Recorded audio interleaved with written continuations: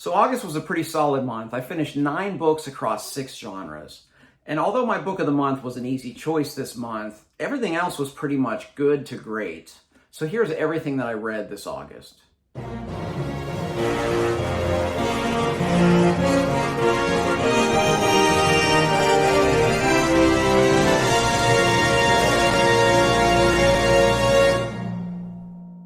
So if you're new here, for my monthly book reviews, I will group these reviews by genre and I put chapters below if you want to skip around, but I always say my book of the month for last, and it was a no-brainer because it was so good. Let's go ahead and start with a book by Michael Connelly called Crime Beat, but this is not typical Connelly because this is nonfiction. The subtitle is A Decade of Covering Cops and Killers. Before Connelly was a best-selling author of crime fiction, he was a journalist, and what I had hoped this book would be exactly what the subtitle says, A Decade of Covering Cops and Killers, kind of reflections on the 10 years that he was a journalist working for various newspapers. We got some of that. We got some of that in the foreword, and that was, to me, the best part of this book was him truly reflecting, talking about the cops that he shadowed, talking about the very scary serial killer that he interviewed, and I found that part of the book great. The rest of the book, though, was a bunch of his newspaper articles. So obviously we're getting very journalistic prose here. Some of them worked really well. So the ones that were kind of longer feature items, you know, the ones that are probably like Saturday or Sunday editions that were long articles about various aspects of the crimes that he was following, those were very good. But I found it really repetitious when they were kind of a series of articles about one crime, because, you know, if you're a newspaper reader, every time that they bring up the article, bring up the crime, they have to recap the crime and they have to recap what's happened up to that point. So it was very repetitive. So Crime Beat by Michael Connelly is frankly only for a Connelly completionist like me. If you haven't read everything by Connelly, go pick up one of his fine crime novels. He's the most consistently great author I've ever read. Read all those before you get to this one. But I enjoyed it because I'm a completionist, but this isn't one that I would recommend for anybody unless you've read the 40-plus novels of Michael Connelly. So it makes sense to go from nonfiction true crime of one of my favorite crime novelists to another one of my favorite crime novelists, and that is Dennis Lehane. This is Sacred. I have been rereading a lot of Lehane's works, about half of them in preparation for a video that I'm going to do at the end of the year. And Sacred was Lehane's 3rd book, and it's his 3rd book following the Kenzie and Gennaro private investigators out of Boston. And I really enjoyed this one for 2 big reasons. Number one, every great crime novel has one of those plots that moves around, and this one I thought was very good. It had just quite a few plot turns that were very plausible but very unexpected. But what I liked most about this book is we saw kind of a little bit more of just the craft behind these 2 private investigators, how they work, how they reason through crimes.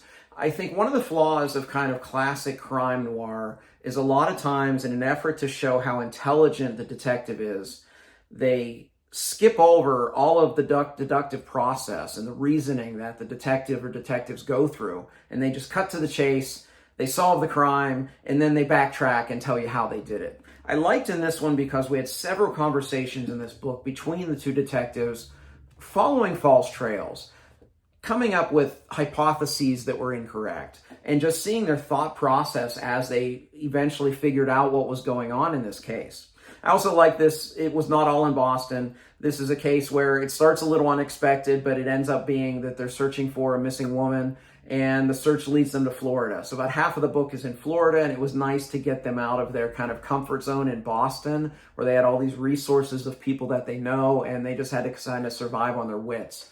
And this was very good. When Lehane's at his best is when he's painting a very realistic portrayal of crime fiction, and this was mostly there. There was a scene at the end that was way over the top that put it more into the kind of crime thriller, hyperbolic type of crime thrillers that a lot of other authors put out there regularly. But besides that one scene, I really enjoyed Sacred. It's probably not the best entry point for Lehane, and it's probably not his best work, but it is pretty solid. Let's go next into some historical fiction and talk about King Rat by James Clavell. King Rat is the 4th book in Clavell's Asian saga, but it is the 1st book that he wrote. And in many ways, it actually doesn't feel like it belongs to that Asian saga, besides it's just being set in Asia. This is, despite not feeling like Asian saga, this is a very good book, but it's very, very different. In many ways, this is the semi-autobiographical portrayal of Clavell, his experience as a prisoner of war of the Japanese in World War II. And of course, it is a novel, so Clavell's not in it, but there are stand-in characters that you can kind of see who he might be. I suspect that the character Philip Marlowe is kind of Clavell's stand-in as the author. But King Rat is set in this Japanese POW camp, and the one thing Clavell does just so superbly in this book is he really brings to life this setting. He does not shy away from the destitute conditions, the malnutrition of the prisoners, the pestilence, the mosquitoes and the bed bugs and the rats and all of those things, and just how dirty and downtrodden the experience of these prisoners in this prison of war is. The thing about this book that really connected with me was at the end. I felt it meandered a little bit partway through. You have a character called the King, and the King has kind of a stranglehold on the black market in this POW camp. He's the one that's controlling the goods in and out of the camp and into different parts of this very large, sprawling prisoner of war camp. And at the end, you kind of understand his motivations. You understand a lot of the other characters' motivations. So it was a little meandering in the middle and a little repetitive in the middle, but man, the ending brought this together in such a meaningful way. I'm going to leave it there because I gave a full dedicated review, so check that out if you wish. Although it doesn't feel like the Asian saga, the other books of the Asian saga, I think it's a really strong book, and I think it's definitely worth your time. Especially if you like Clavell's writing, definitely don't skip King Rat because it's quite good. Let's go next to Men Without Women by Haruki Murakami. Now, Murakami is a favorite author of mine, although I do prefer his novels to his short fiction, of which this is a collection of short fiction. The one reason that I generally like his novels a lot more is when Clavell is embracing his magical realism type of storytelling, it's often quite weird. It often has really strange elements that take a while to just get used to how they fit together. And in his short fiction, I don't feel as a reader there's often enough time to come to terms with that before the story's over. So there's no way to even consider the themes or what he's trying to say in a lot of his stories. But this collection's a little different because the stories are a lot longer. This is about a 350 page volume, and there are seven collected stories in here, and they're all about 30 to 40 pages. And because of that, you kind of had time. So the stories that did have these weird elements of magical realism, you had time to kind of accept them, come to terms with them, and then see the story he was telling.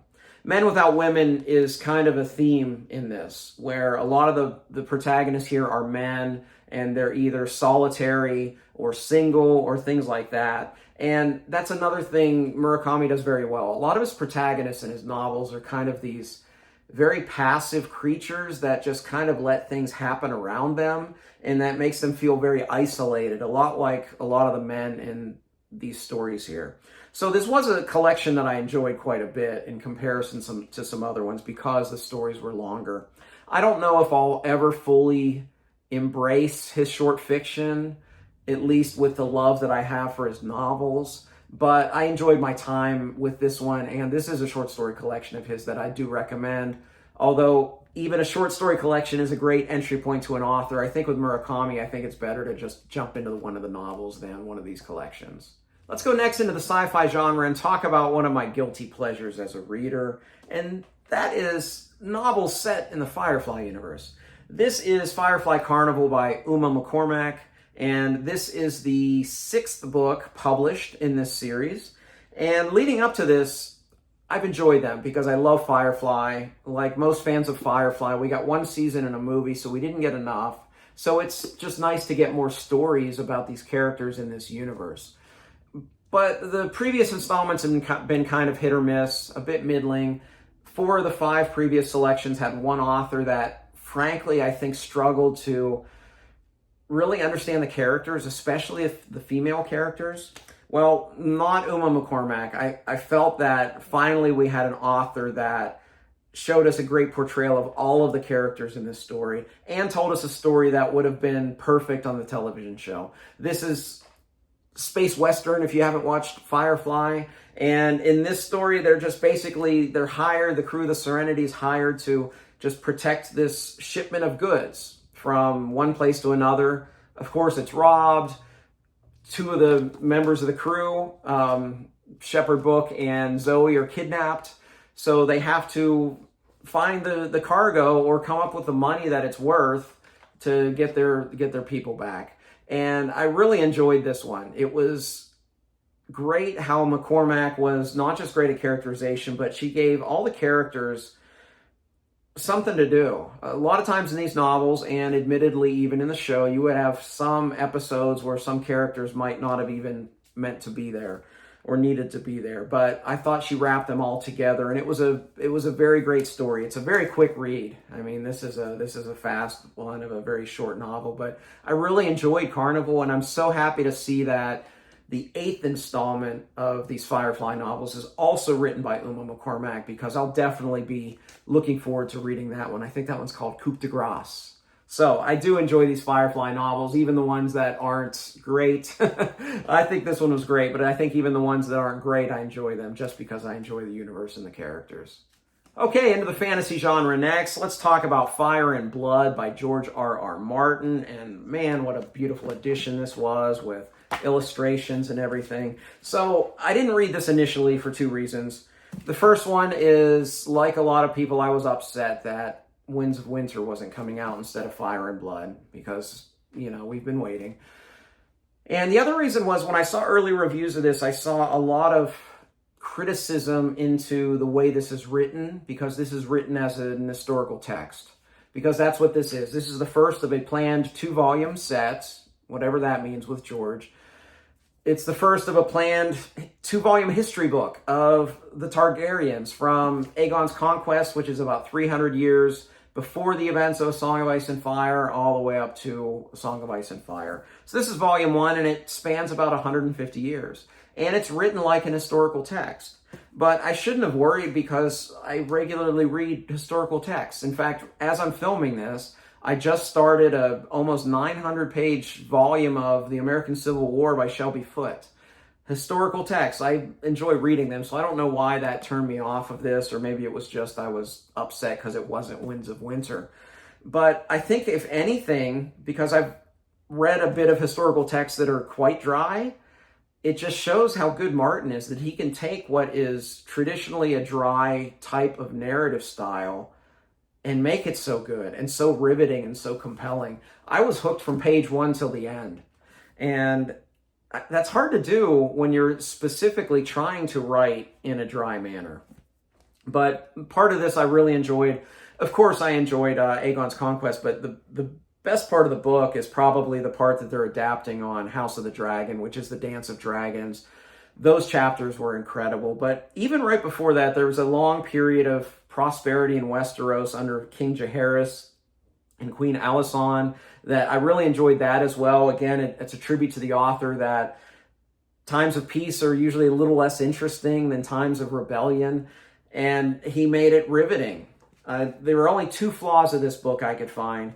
The Dance of Dragons was kind of the climax of this book, and the last 60 to 80 pages after that just felt like an anticlimax after that, because it just wasn't nearly as interesting. And then the other thing, and this is just the nature of this family, is I had to consult the family tree a lot, because the Targaryens are very incestuous. You often have siblings getting married. You have nieces marrying uncles. You have just all of this, the parts of the family getting interconnected and married, sometimes same generation, sometimes different generations. So it was often hard to see, are they siblings? Is that aunt and uncle? I didn't know all of those things. So I had to continually flip to the family tree, which thankfully was there. It would have made it really, really challenging. But I really enjoyed Fire and Blood. I don't know if we'll ever get a volume 2, but it really made me want to reread A Song of Ice and Fire. Big time.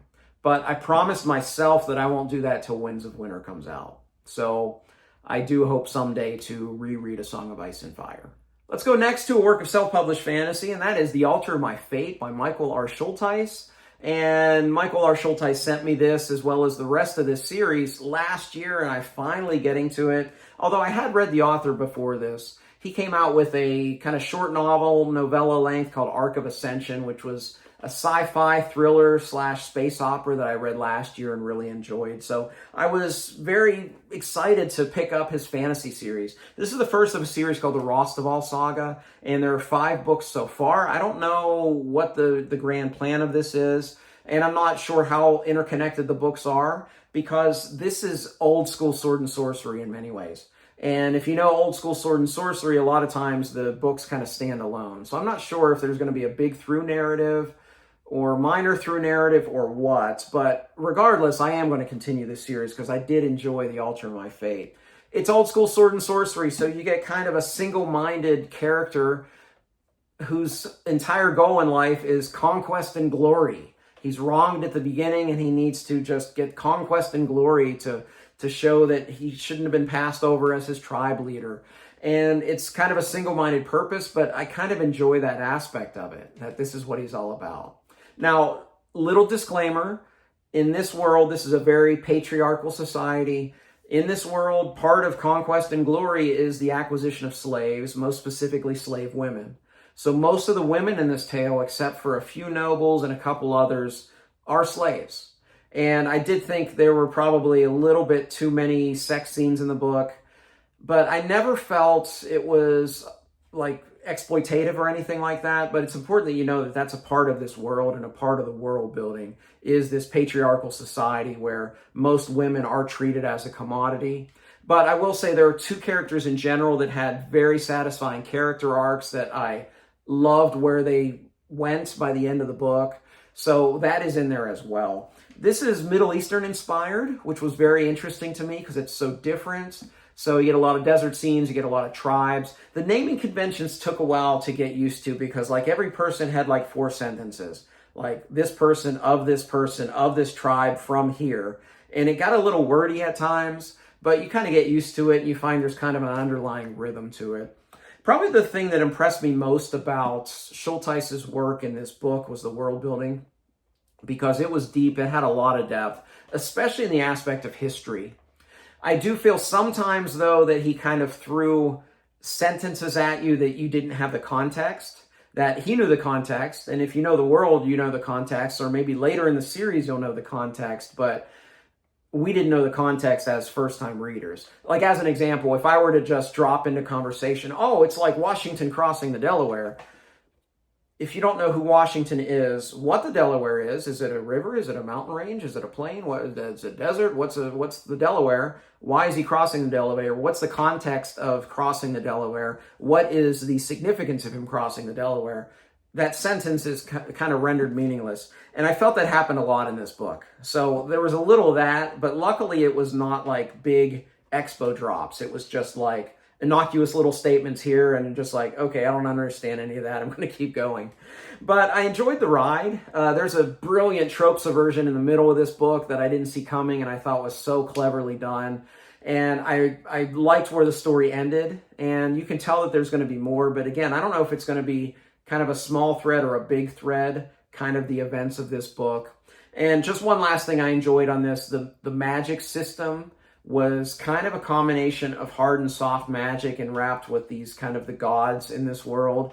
And I liked that there were kind of rules to it, but that he didn't take the time to sit and explain everything to you. Because I'm starting to grow weary of that as a reader, that a lot of modern fantasy authors just seem like they have to word vomit about their magic system continually. And I'm glad that in the Rostaval saga, at least so far, Schultheiss hasn't done that. That we see that there's rules to the magic, but it's just kind of rules that you don't necessarily have to know about. So I liked magic still feeling kind of magical. But I enjoyed The Altar of My Fate. As I said, I will be continuing with this series. And once again, I want to thank the author for sending me this book last year, and I'm glad I finally got to it. Let's next talk about Emperor of Thorns by Mark Lawrence. This is the conclusion of the Broken Empire trilogy. This is a trilogy I've been kind of hot and cold on. I didn't really like the first book, although I liked the way it ended, and that got me to continue. I liked the second book a lot, especially the ending was just very, very strong, and I liked the way the story went. This one was kind of a combination of the two. I don't think it's wrong to have certain expectations about the final book of a series. Namely that the story will have a great degree of narrative momentum leading to the very end. Because that's what I felt for the first half of this book, plus a little more that this book lacked, was just a compelling story that felt like it was leading to the end of this big trilogy. In the first half of this book, we have kind of 3 different timelines going on. We have 2 with the main character, Jorg, one present, one past. And then there's another timeline with another character that you don't know exactly how that fits in. And the 3 timelines, although there were some interesting things in there, I just felt it lacked that propulsive motion that a finale of a series usually has. Additionally, when you think of the names of this series, you have Prince of Thorns, King of Thorns, Emperor of Thorns. There's kind of an expectation of some sort of conquest to take that step from king to emperor. But it's more of a political conquest. So that was a little bit of a different narrative choice, which ultimately I liked, but that expectation was kind of unrealized, at least for me. Going in, I was expecting a little bit more. And I'm fine with that. I'm okay with my expectation being wrong there. But as far as just the momentum of the story kind of pushing to the end, I really felt it was lacking here until about the halfway point. And then when we got kind of to the conclusion of these different plot threads and the 2 could converge, that's when it got really interesting. And the ending of this book was fantastic. I love the ending of this series. I loved most specifically the concluding narrative of this character. Jorg is a psychopath, and he acts like he's self-aware, but I think he finally becomes a little bit more self-aware in this book and has to make the decision, am I just going to embrace who I am, or am I going to try to change? And I loved how Lawrence wrapped up that aspect of this character's personality. And I think the ending was very strong. I love the world building. I love the writing. The series as a whole, I liked it. I didn't love it. It's not a new favorite, but I don't regret the time reading it because it's introduced me to an author that I think I'm going to enjoy. If this wasn't the series for me, there's 3 more I want to try. I do want to read the Red Queen's War trilogy because it's set in this world and I love the world building that's going on. I want to learn more about that. So I definitely want to read that. Book of the Ancestors sounds like a lot of fun. And then the Library trilogy, that's his newest one. That sounds probably like the one that'll be most up my alley. So Emperor of Thorns was very good. I can recommend lightly the series. Maybe don't go in with any expectations except that the main character is a psychopath that you won't like. But overall, I enjoyed my time with this series and I'm glad that I read it, if anything, just to have discovered an author that I think I'm going to enjoy more of his works. My book of the month was Sailing to Sarantium by Gavriel K. This is the first book in the Sarantium mosaic. And if I listed, I did this on my Goodreads review, if I listed a lot of elements about this book, just kind of as bullet points, you would think that this is not a good book. You have a prologue that has maybe a dozen or more point of view characters, a long prologue, characters, most of which you won't see again, jumps around the narrative. And then you have most of the story follows someone who's not in the prologue, not even in the same city as the prologue. You have a very long journey. And then you have a total lack of closure at the end because this is the first book in a duology. In fact, the last 40 pages or so, you leave this character that you've been following since like page 50, and you go back to a character you met in like 2 scenes early in the book. You add all that up, and it shouldn't work. And it does. It's brilliant. It's compelling.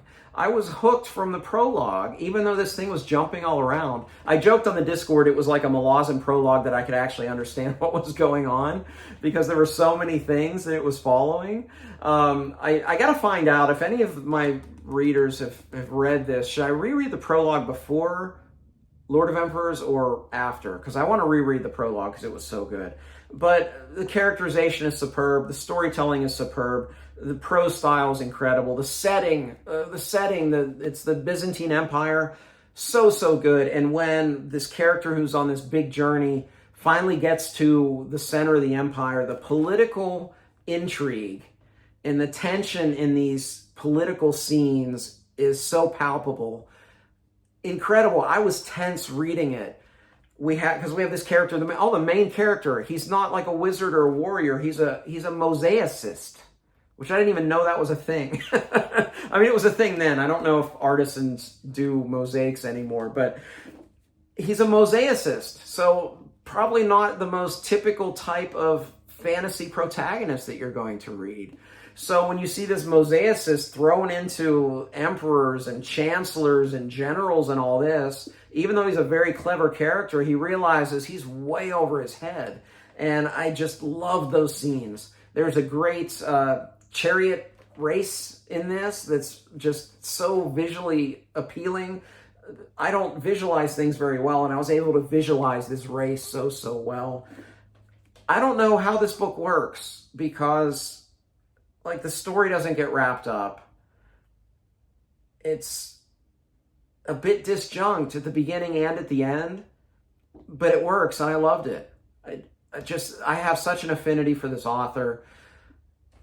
I'm kind of speechless. I'm going to continue Lord of Emperors next month, so look for a review for that, see if Kay can go back to back for Book of the Month. But anyway, this wasn't a great review, I admit that, but my Book of the Month for August 2024 is Sailing to Sarantium by Gavriel Kay. So hey, 9 books this month. I'd love to hear what you read in August. Put that in the comment section below. And of course, if you've read any of these books, I'd love to talk with you in the comment section below. Just please label any spoilers so that if anybody reads those, we don't want them spoiled for any of these great books, because these were a bunch of great books. It was a very solid month for me. If you like this video, please like and subscribe. You can also find me on Twitter, Goodreads, and the Fireside Discord. I'd love to interact with you there. As always, thank you for watching. Until next time, goodbye.